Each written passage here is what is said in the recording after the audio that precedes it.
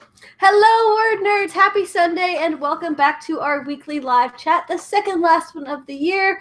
This week we are talking all about writing endings and what that entails, because it can feel like the trickiest part of just pulling everything together and making it amazing. No pressure. So to kick things off, we're going to go down the line and let you guys know what our favorite kinds of endings are. Emma, you're first. I'm first. I kind of like trying to think how to like phrase this, because like I'm not necessarily like, oh, it has to be like happily ever after, everything's perfect, but also like I don't want it to just be like really sad. Like I don't want all my favorite characters to just like be dead or like unhappy. So I kind of like something kind of like bittersweet, where like bad things have happened and maybe they've lost some like people they care about, but like they've got hope, and like overall they're feeling pretty happy about things. Like things have worked out that needed to work out. So Megan. I am more on the side of a bittersweet ending. So typically I like to have at least a couple of major characters.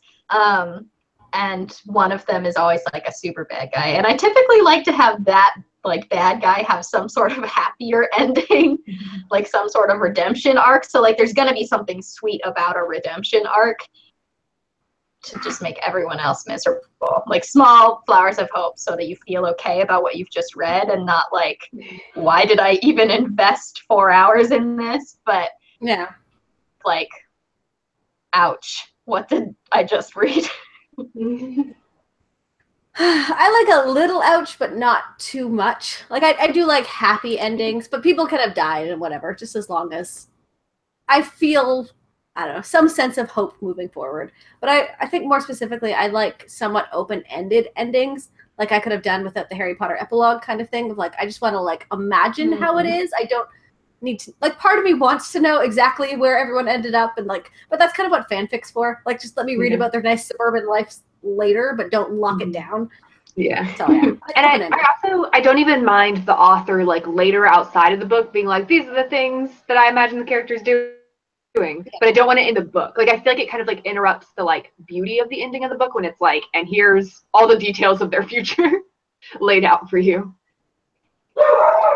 Mm-hmm. Like there should be hints of it. Like you kind of know where it'll go, like what couple ended up together, and you have a sense of kind of what they'll want to do and whatever. But yeah, I do. Well, you know, something goes terribly wrong the next day. Who knows?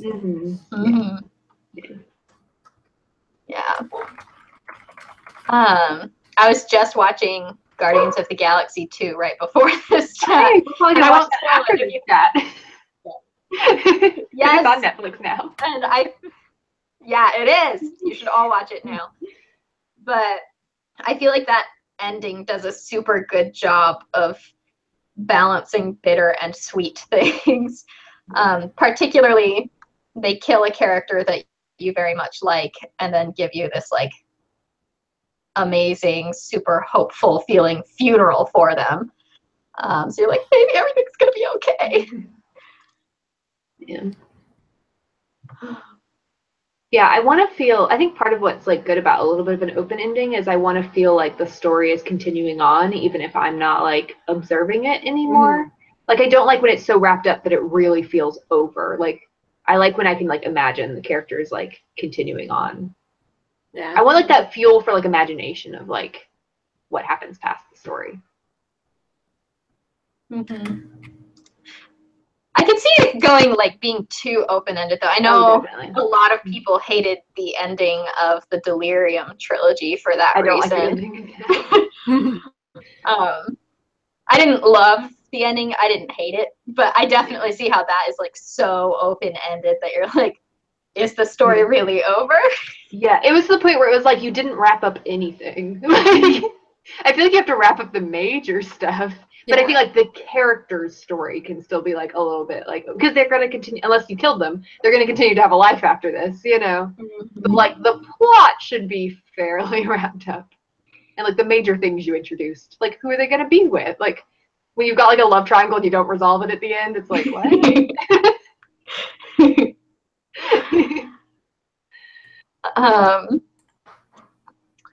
The Raven Cycle. I know we talk about that all the time, but it was such a great ending. I feel like series in particular are just so hard to end in way.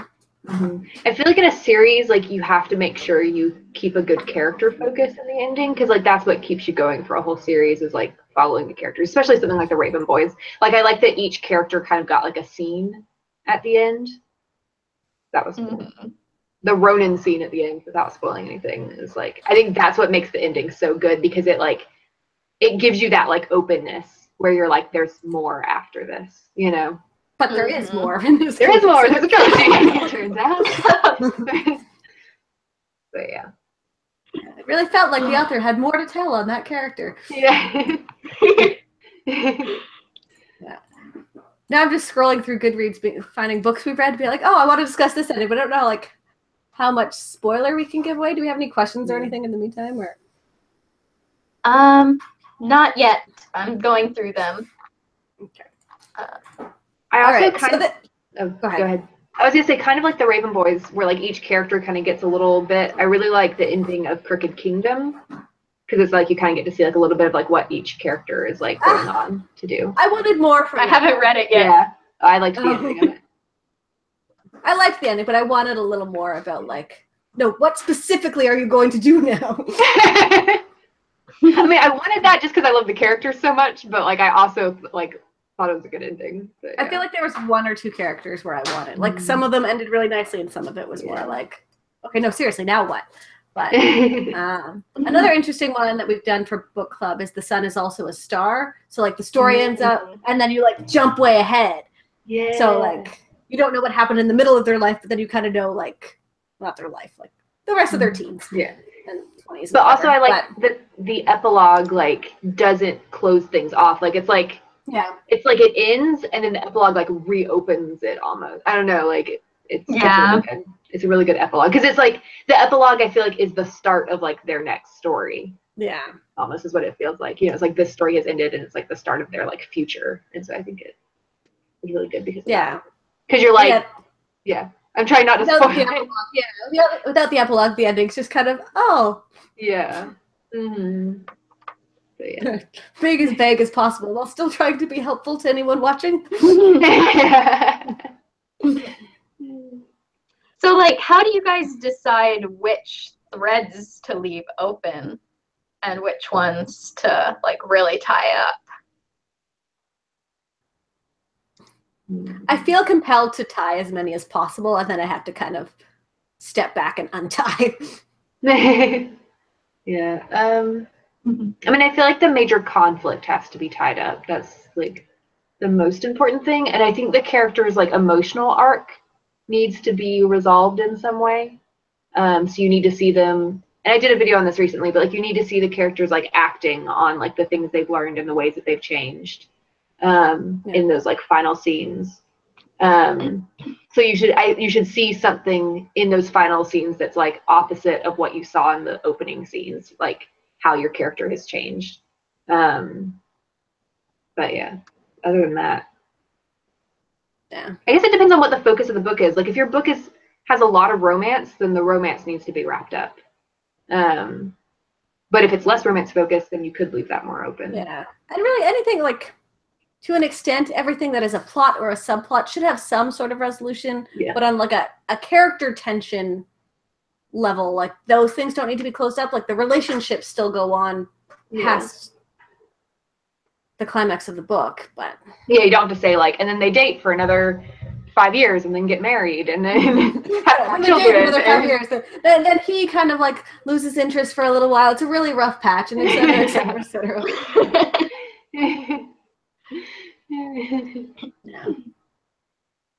So I don't feel like there's anything anymore that really has just like the full-on happily ever after of like.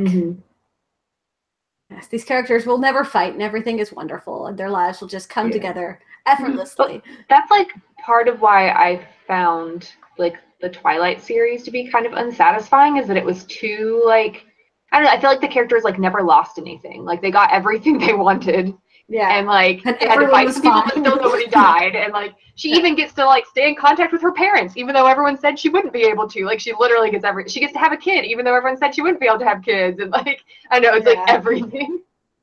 And I'm like, okay, but what did she give up for this? Nothing. And which is maybe part of why it all did so well. Of like, it was just a great escapist story of like, yes, everything turns out wonderful sometimes. Like it was still tense and for a little bit in the middle, and like she had to deal with having 2 different guys be completely in love with her. So that was super hard. Difficult. And the baby did like eat its way out of her. So. Yeah, it's true. Okay, listen, it's a book about vampires. I just wanted some people to die, okay? Blood to get sucked. And that's where, like, I did really appreciate the movie of the final battle scene that you actually got. Oh, no, that just pissed me off even more. No, I enjoyed it. I didn't see it coming. And so you got to actually see, like, vampire fights. I was so happy because I was like, oh my gosh, they changed it from the book. We actually get to, like, people are actually going to die in the movie version. I was so happy. And then I found out it wasn't spoiler alert for Breaking Dawn Part 2, but found out it was like a vision and not real, and I was so angry. I liked it, but I knew that it was a vision going in. Yeah. So yeah, I want people to die. Please. Yeah, I think most books, category, it needs like. There needs to be that sacrifice. Like Kelly's talked about before, and we've quoted her a million times in the last like 3 months. Like your character has to want 2 things desperately and sacrifice one of those things to get the other. Mm-hmm. Yeah. Trying to find other examples because that like really does spark my like, what did it well? We could always fall back to Harry Potter, but. Except I don't like the end of Harry Potter. Yeah, but like individual books. Yeah, individual books. Because they're like leading up to the 7th one, they are great examples of like leaving things open, but also closing the main story. Mm-hmm. Yeah, and Harry has always like learned something new about the world or himself or his villain, something. Yeah, she's so great at character development. Just like every book. Yeah. The characters develop further and have like a defined arc. Yeah, I guess that's something we can talk about is like ending books that aren't the last one in a series. So, what you need there, because like you definitely, there's always a temptation to leave everything really open because there's another book, but like you need to have certain things that you can give closure on within the book. And that's especially hard for like traditionally published books where you don't know if you're getting more. Mm-hmm. So it's the super, like it has to wrap up, but not. Yeah. And it doesn't necessarily, like, I don't know, I can think of plenty of books that were like debut books and still had like cliffhanger endings and stuff. But it's a gamble you take. And I know people will look at it like have very different, very strong opinions about it. So like in the first draft of the book that got me my agent, I had a very open ending. Like something very bad happens to one of the characters, and it's like, well, you're gonna have to go and save that character. Like there's obviously gonna have to be a second book.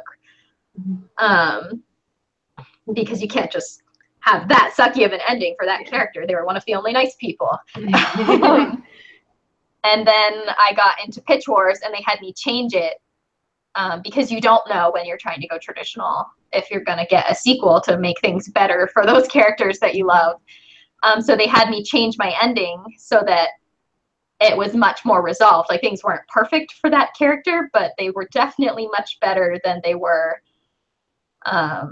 in the first couple of drafts. Yeah. And then when I got my agent, she was like, hey, so we're going to try and sell it as a duology. And also, I mean, it's pretty dark. You don't have to end it happy. What if you just took it this direction? I was like, actually, that was the direction I went first. Yeah. The one good thing with traditional publishing is that when you get your book deal, by then at least you'll usually know like if it's going to be like a 2 or a 3 book deal.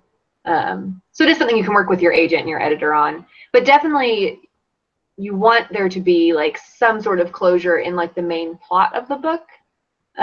Also because some people will just never pick up some people might not realize there's a second book and go get it. Like you want the book to feel whole on its own, even if there are very open plot threads that still need to be resolved. One series that did it very well and then not so well was the Throne of Glass one. Because like the first Throne of Glass book is a very complete story where she gets the job, like she wins, and then things are kind of messy, and they could span into a 6-book series where a bunch of other stuff happens. But in that first book, she completed her goal. It all kind of wraps up. Yeah. But kind of leaves it open-ended, and then the second They're book definitely, and so on. Yeah, I'd say the first book definitely needs like a goal that's accomplished within the book. And sometimes like accomplishing that goal is what opens up the next thing. Like I just read Fireblood by Ellie Blake, which is a sequel to Frostblood. And like in Frostblood, the whole point is to like melt the Frost Throne and like destroy like the curse that it puts on like the Frost King or whatever. And so she does it. Like this is fairly minor spoilers, but if you don't want to be spoiled at all on Frostblood, like don't listen right now. But like the main character melts the throne, but it releases like this monster that starts like I hate when that happens. it like releases a monster, and so it ends with like, oh, I finished it, but like there's this lurking darkness out there that we're going to have to address like eventually. And then when you start the second book, you find out like all the problems it's causing, and she has to go go out and finish it. So like it takes care of, like it doesn't end with like, oh, I still haven't managed to melt the Frost Throne, the whole goal of this book, you know? Yeah. Like it accomplishes the goal of the book. Yeah, I love when like resolving one book in the series like opens up more problems for future books. That's one of my favorite things. Yeah. This is a problem I run into a lot when I am outlining and drafting a book. Outlining and then begin writing it. And I will kind of force myself into like, oh, I'll just chop it here so there can be a book too. And like that makes the problem of where it's not a complete story. And it is so hard to fix once you've written 70,000 words. And it's like, this isn't a whole story. What have I done?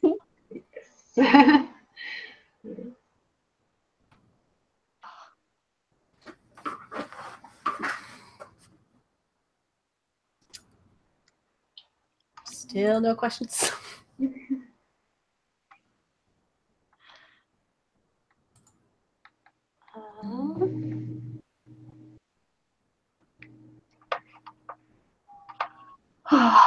Can you guys tell that we are super exhausted? It's been a long week. Long week. Ran into like a bajillion technical difficulties before this chat. Feel free to ask any questions you might have about how to end a book, or tell us your favorite things about book endings in the description section.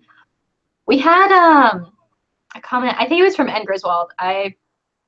I'm sure I could find it again, but I remember it. Saying that they like to end their stories in a way that echoes the beginning. And this is my favorite thing, when you can create that symmetry. Yes. But it's like a little bit of like a funhouse mirror, because it's like not quite the same.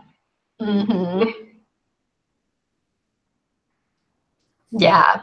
Like if you introduce a crown with blood on it in the first chapter, maybe show a crown with blood of a character you love on it in the last chapter. Or like, wow. Not that I've done that before. Says in chapter 1 that this thing is the most valuable thing to them, make them sacrifice that thing in the last chapter. Yes. Yeah. I already know there's a lot of way to play with it. Yeah, and say I already know the next book I'm gonna write. Like the first and last scenes are gonna take place in the same like place and around like the same time of year. So it's gonna be like very similar images, but like what the character is surrounded by is like she has everything at the beginning and like nothing at the end, and I'm so excited. Yes.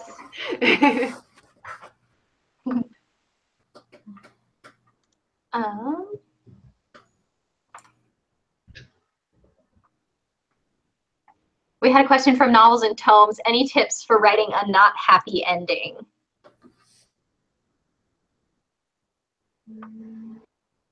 I personally think that even if it's not a happy ending, there should be like something like hopeful about it at least.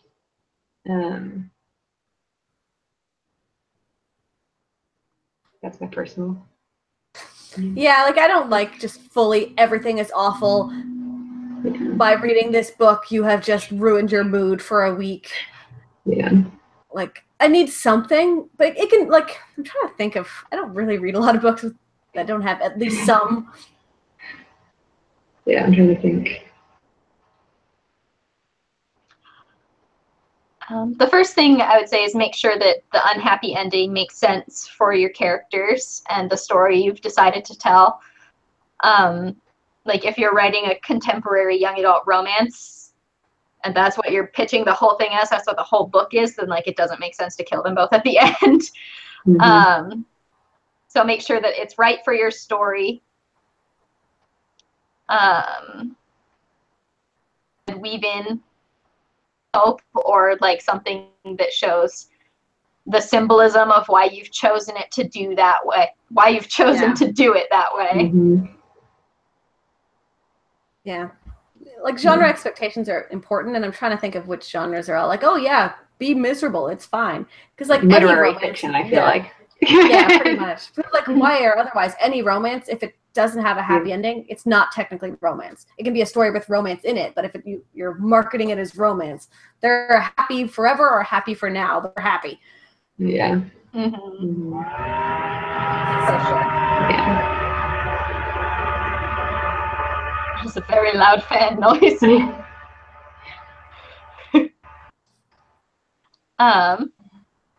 We had a question from Mohammed. What's the best position to have your characters in for the finale? Everything's on the line. It was like at their lowest point, that's where they should be right before the finale. They should be super desperate right before the finale,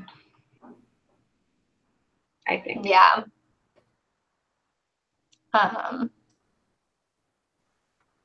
lot of times we'll call that like the dark night of the soul is the chapter that happens right before the climax because just everything is terrible. I would recommend also trying to get as many of your major players in the same room with one another as possible, unless it's like in Six of Crows where the climax is a heist, and so by nature of it you're going to be jumping around and seeing everything. When possible, get all your characters together. Yeah, like at the very least your plot should all the characters' plots should come together at the end, even if like they're all in different rooms or something. Like they should all be focused on like the same thing in some way. So like even like Six of Crows, like they're all in different places, but they're all like working towards the same goal, and so it all weaves together really well because you have like the striking of the bells, and like I love that part. The end of the book is so good.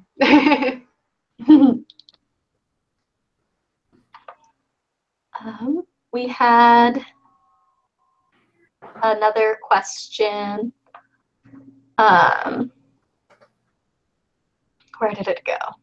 Oh, from Dark Deluxeful. How do you know when to end a chapter? Different kind of ending. I don't. That's the answer.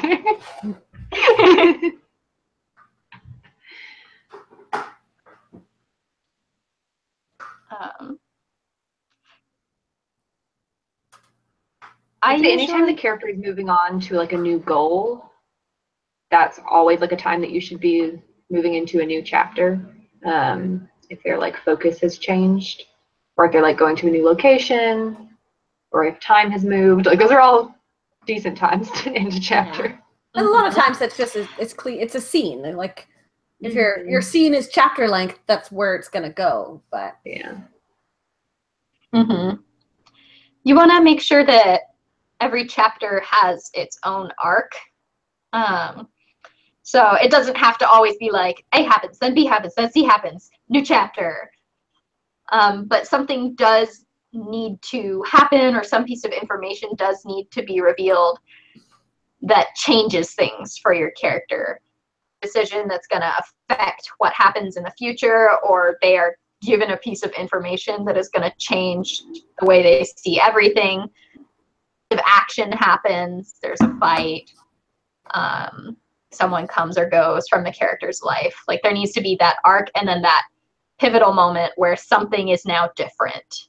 And that is a great time to change the chapter. And it doesn't have to be like cliffhanger suspenseful. The thing that changes is your character could have a bonding moment and not feel quite so alone. But like something needs to change. Yeah, I was gonna say, because like there's like where to end chapters and also like how to end chapters. And I think actually like very recently in a live chat we talked about how like you want to, and this is something you don't have to focus on in your first draft, but if you're coming up on revisions, like be looking at like diversifying the ways that your chapters end, so that like some of them end with like a cliffhanger, or some of them end with something terrible happening, but others end with like a good moment, where your character has like a moment of like peace or something before you like ruin their life again. But like like you don't want to be ending every chapter the exact same way.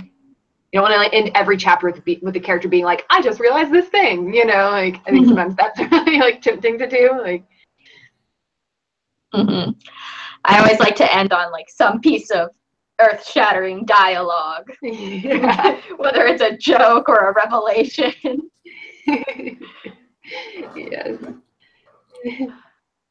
Revisions, Megan loves drafting Megan for that. It's great. Sometimes drafting Emma will just end the chapter. Like I'm like, that's it.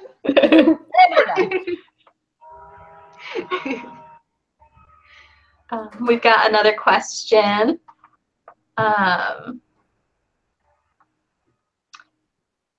From Flautist58.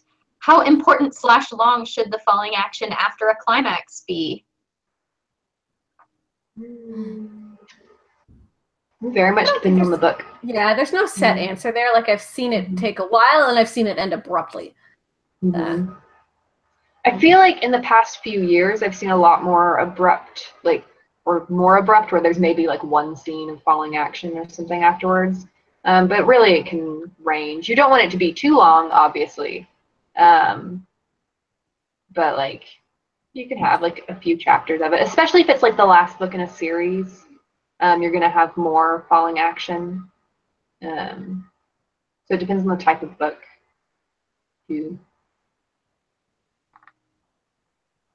Because this book I just finished only has like 2 scenes of falling action at the end, and that's it. Where like the one before that, because there were a lot more characters to cover, I had a lot more. I think I had like 4 chapters of it or something. Because I had like a chapter for like each character's falling action. And also that one was like kind of meant to be like a setup for a series, so like there was a lot of stuff in the falling action to like set up for what was coming. So And I tend to err on the other side, actually, where I have like a very small amount of falling action no matter what. So I tend to have like maybe a chapter of falling action. And so really it's your style. Like we mentioned before, the end of the Reagan cycle has a chapter for every character. So like no one thing is going to make people suddenly hate your book. If they've made it to the end, like, they're going to like it. Yeah. I mean, if there's 0 falling action, that might really annoy me. If like, if they like resolve the conflict and it just ends, I'll be like, wait, what?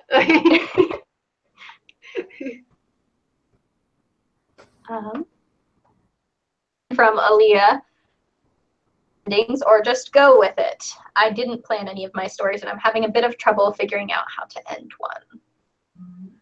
The frowny smiley face with the eyes that are like That was a really good Thank visualization. So planning endings versus just going with it. Yeah, I always know what my ending is. Even if it's just like kind of like a vague like image of like where the characters will be at the end, I at least know that. But usually I know like I actually wrote the last chapter, or the last like scene of my most recent book, like when I was only like a quarter of the way through writing it. I went ahead and wrote the last scene because like I knew what it was going to be and I didn't want to forget it. So I struggle the much most help if I for don't pantsing it. plan. Yeah. I've tried to pants them before, and that's when I just like hit a wall and stop writing. I don't know where this is going. I don't know what I'm doing. Avoid, avoid, avoid. Yeah, I would say at least try and have like a final image of like where you want your characters to be at the end, like what kind of person you want, even if it's just like where you want their character arc to be, like what kind of person you want them to be, what things you want them to have lost. Will at least help you to know like where you're going. Yeah. I have had a few books that I've written where I wasn't certain of the ending by the time I got to it, and had the pleasure of looking at where I had left everyone and having to figure out how to make a climax out of it, which can be very, very difficult, but it can also be a lot of fun if you just take a step back and just figure out how you can put them all in the same place, and how you can just like really just make them all sacrifice the things they don't want to sacrifice. It might take a little while, but it would have taken a while to figure it out, even if you planned it beforehand. Yeah, I will say for like the climax, I have less of a concrete idea of what's going to happen. But you definitely need to know like what conflicts have you like opened up, what plot threads do you have like hanging, and see if there's ways that you can like bring those, just like you bring the characters together, can you bring the different like plot threads together into one climax? Yeah. Because you don't want like Lord of the Rings Return of the King, where it's like the book, where it's like they solve one problem and like the book's done, they've defeated the bad guy, and then they go back to the Shire and there's another problem to solve. What are you doing You need here? all of your conflicts to like hit the climax point at the same time, please. I got to that part and I was like, what? Saruman's still alive? What is happening?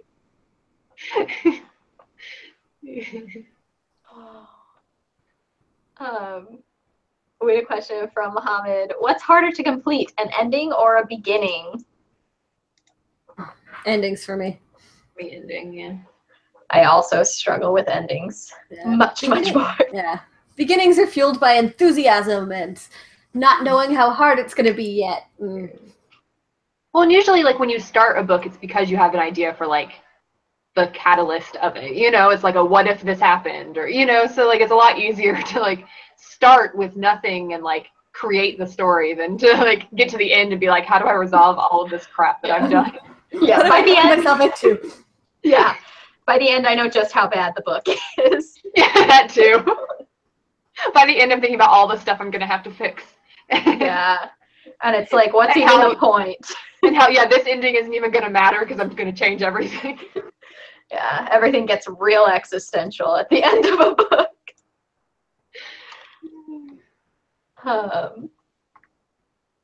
We had a question somewhere. Oh, up here from Miranda. It said, at 50,000 words, I realized I was only about halfway through the story. I'm feeling a lot less motivated to push through to the end, or what the end will be. How do you keep going after the momentum of Nano? Oh, that's a whole other topic, and that was almost what we talked about today.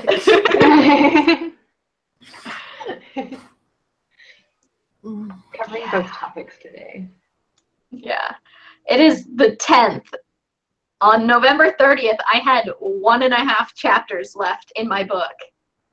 And I have come to a screeching halt and not written those last 1.5 chapters, even though I wrote 50,000 words in November. See, when I finished Nano, I had about 1.5 chapters left, and so I wrote it that night. Like, I was like, I gotta just write this because I knew that, like, once December came, I wasn't gonna do it. So I was like, I'm just gonna finish this now while I'm still, like, on the, like, the Nano high. But another, like, 50,000 wouldn't happen, obviously.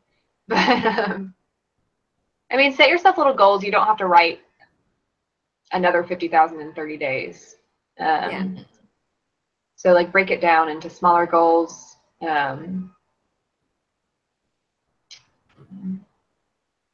I've never written a book that long, so. NaNoWriMo still has the goal trackers up. If you are chart motivated like me, goal trackers are great. If you're using Scrivener, they also have like a little bar that can help. You don't get to set, at least on the PC one, you don't get to set like a date you want to be done by. But it's still like it goes up to green, from red to green when you're getting close to done, which I love. And then finding other ways to reward yourself as well, in whatever way works for you. Food is a great motivator for me, and public shame. So like tweeting about what I'm going to be doing, and if I don't do it, I have to tweet that I didn't do it, that sort of thing. Mm-hmm. Also, since you're in the middle of the book, just like know that like middles are hard for most people. So like you're not alone in like slowing down a little at this spot in the book. Mm-hmm. But just start thinking about like terrible things you could do to your characters at this point. Because the next half of the book should just be like hit after hit. Like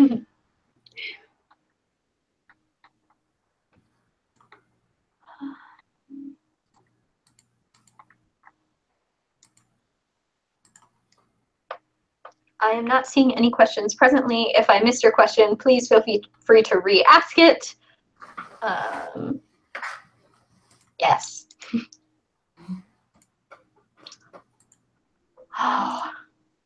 The best feeling ever, though, is having like the first draft done. And I know I'll feel so great the second I finish it, because I've worked all year on this book and haven't gotten to the end. mm-hmm. I just need to do it. Nice. That was actually one thing I like kind of regretted about writing my last scene like so early on, is that I like almost didn't have that feeling of closure when I finished the book, because like I didn't have like a final like closure scene to write. So I just read through it. I was like, let's pretend I just wrote this. Because I couldn't just like end on like a random scene and just be like, it's done. Yeah. Oh my gosh. Since I started with 10,000 words before starting Nano, mm-hmm. I had the super fun task of figuring out exactly what was 10,000 words so that I could highlight down from there once I hit 60K in my book or whatever. And so I guessed it and highlighted and pasted it in to validate my word count, and it turned out I messed something up and didn't highlight enough of the words that I had written that month, and it knocked my word count down like 200 words. It didn't warn me like, hey, this isn't quite what you said it was. It just knocked it back down. I was like, this is the least exciting thing that's ever happened to me. See, when I am like nanoing a book that I've already started, I start a separate document for it. Because it's easier that way to like know what your total word count is every day instead of having to like highlight things. So that's what I always do, is just have a separate document so that I don't have to worry about it. And then I just paste it into the old document. Yeah. I liked it all being in my Scrivener doc.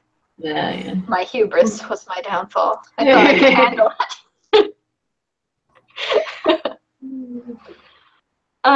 We had a question from N. Griswold. How much thought should I give to secondary characters in an ending?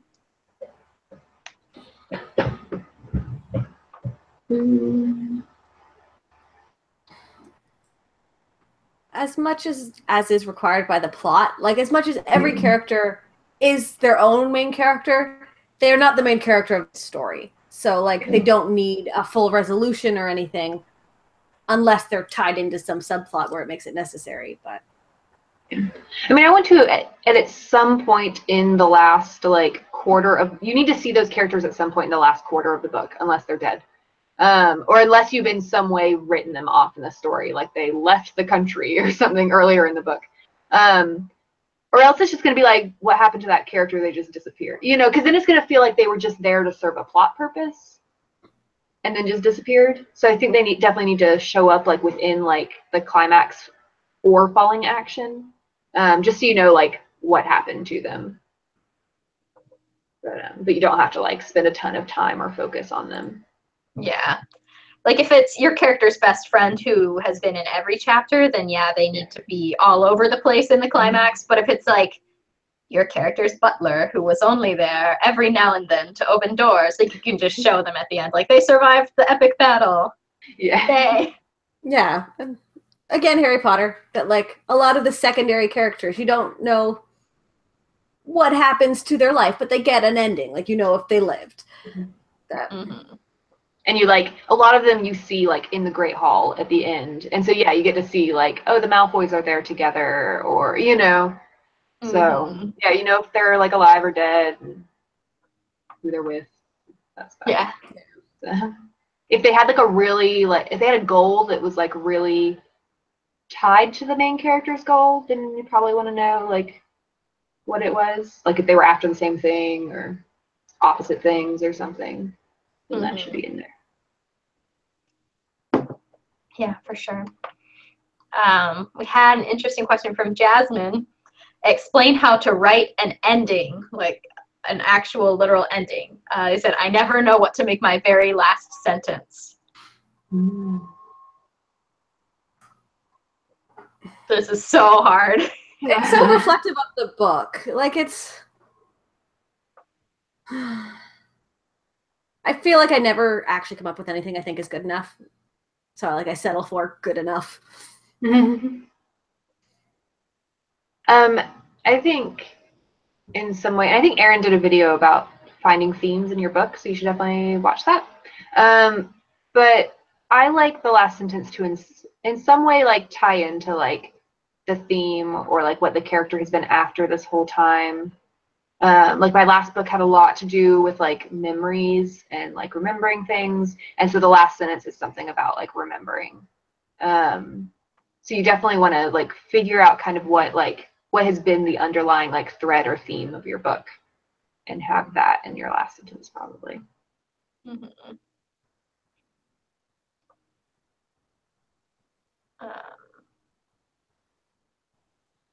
Yeah, I can't say anything better than that. Last sentences are so hard. They're so hard, but they're so great when you get them right. Like, yeah, when you're just like, oh, that's the last sentence. Yeah. I definitely, since I do write a lot of creepier characters, I tend to like the last sentences that are slightly unsettling. Like just something about it makes you like, happily ever after? Question mark? Which once again, reflecting the like theme and mood of your book. Yeah, is what you should be doing. Exactly. If your book has been a romance, then your last sentence should probably be something about the romance. Like something about their new chapter of their life they're starting together. Yeah. And I really like my last sentence to be something about the character. Like I don't want it to be something about, even if it was like a big adventure story, I don't really want it to be something about like the world that they saved or something. I want it to be about the character. Like even as much as I don't really like the epilogue of Harry Potter, like the last line, "All was well," is a good line, because it's about Harry. It's about the world, but it's really about Harry and how he feels that like everything's okay. Yeah. Oh, Harry. Just got chills. Can't see it because I'm wearing a sweater.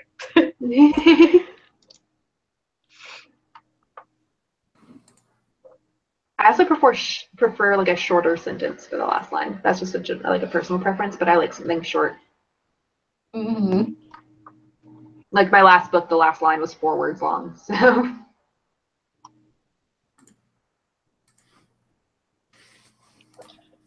yeah.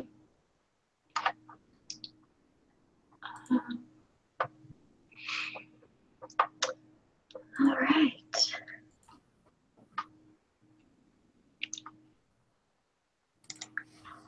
Are you dead? Have I run out of things? We've definitely covered a lot on endings. Is there anything major we've forgotten about writing a solid ending? I'm sure. Like it's a topic that like it varies book to book to book to book. There's no one right formula for it. But knowing where you're headed before you begin is very helpful. And knowing that in the first draft it doesn't have to be a perfect ending. It doesn't even have to be a good ending. Like you will know your book so much better if you force yourself through the ending and then take a step back for a few days or a week or a month, however much time you need to get some clarity, and then look back at your book. I always find that in taking some time away and then jumping in to do revisions, I am much better able to figure out what the ending should have been. Mm-hmm. Yeah, oh my god. The first book I finished all the way through, like, had like the worst ending. Like, it was like a character that like they thought was dead, like showed up and the main character said that character's name and then the book just ended there. And I like looked back on it a few months later and I was like, that was stupid. What were you thinking? But I just wanted to finish, so I was like, whatever. Cliffhanger. Yeah. The first 2 books I wrote, I had I want to make it a duology problem. So at the end of both of them, the bad guy's like, I'll be back, and next time I won't forget my army. And it's like, why did you forget your army the first time? Oh my god. That's really funny. Like, if you had one, why didn't you bring it? Oh my god. Yes. All right. Well, I guess we'll end things here.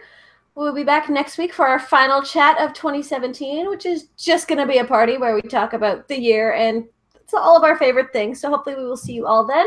Thank you so much for joining us tonight. It's been a lot of fun. We will see you all this next week with videos. Later.